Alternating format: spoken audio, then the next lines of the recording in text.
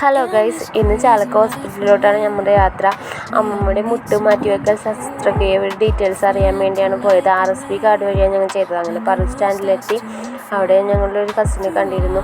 അതിനുശേഷം ചാലക്ക ബസ്സിൽ കയറി ഹോസ്പിറ്റലിലെത്തി. 2 ഇണക്കുരുവികൾ നടക്കുന്നതുണ്ട്. നല്ല മഴയായിരുന്നു. ഇന്ന് രാവിലെ തൊട്ട് എണീറ്റപ്പോഴൊക്കെ നല്ല മഴയായിരുന്നു. അങ്ങനെ ഹോസ്പിറ്റലിലെത്തി OP ഭാഗത്ത് ചെന്ന് നമ്മൾ ഓർത്തോ ഡോക്ടറെ പറ്റിയൊക്കെ അന്വേഷിച്ചു. അങ്ങനെ ഫോമൊക്കെ ഫില്ല് ചെയ്ത് നമ്മൾ 300 രൂപ കാശൊക്കെ അടച്ച് പിന്നെ ഓർത്തോ ഡിപ്പാർട്ട്മെൻറ്റിൽ പോയിട്ട് വെയിറ്റ് ചെയ്തിരിക്കണമായിരുന്നു.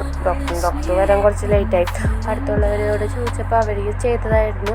കഴിഞ്ഞ മാസം അവർക്ക് വേറെ ചാർജൊന്നും ആയിരുന്നില്ല.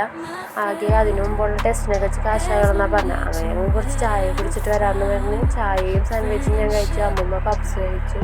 പിന്നെ കുട്ടികളൊക്കെ മേടിച്ചിട്ട് ഓർത്തോ വിഭാഗത്തിൽ ചെന്ന് ഡോക്ടറിനെ കാത്തിരുന്നു. അപ്പോൾ കുറച്ച് കഴിഞ്ഞപ്പോൾ തന്നെ ഡോക്ടർ വന്നു കേട്ടോ. അങ്ങനെ ഞങ്ങളുടെ പേരൊക്കെ വിളിച്ചു. ഞങ്ങൾ ഡോക്ടറിനെ കണ്ടിറങ്ങിയ ശേഷം ഡോക്ടർ പറഞ്ഞത് കഴിഞ്ഞ മാസം ഒരു ചാർജൊന്നും ഈടാക്കിയിരുന്നില്ല. പിന്നെ മറ്റു ഹോസ്പിറ്റലുകളൊക്കെ പറഞ്ഞ് ഈ മാസം മുതൽ കുറച്ച് പൈസയാവും, 50,000 to 75,000 രൂപയാണ് പറഞ്ഞത് അവർ. പിന്നെ എക്സ്ട്രാ കാശ് വേറെ ടെസ്റ്റിങ്ങിലൊക്കെ ആവും. 1,00,000 രൂപയോളം നമ്മുടെ കയ്യിൽ നിന്ന് ചിലവാകുമെന്ന് തോന്നുന്നു. അതുകൊണ്ട് ഞങ്ങൾ പിന്നെ വരാമെന്ന് പറഞ്ഞ് വീട്ടുകാരൊക്കെ അന്വേഷിച്ചിട്ട് ചോദിച്ചിട്ട് വരാം. കാരണം മറ്റു ഹോസ്പിറ്റലിലൊക്കെ ചോദിച്ചപ്പോൾ ഇത്രയും കാശ് നമ്മളോട് പറഞ്ഞിരുന്നില്ല.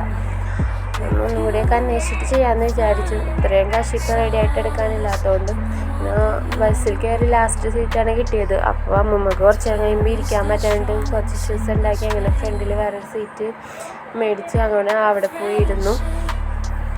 അങ്ങനെ ഞങ്ങളിപ്പോൾ മൂത്തൂന്ന് എത്തി. പാലത്തിൻ്റെ അവിടെ എത്തി.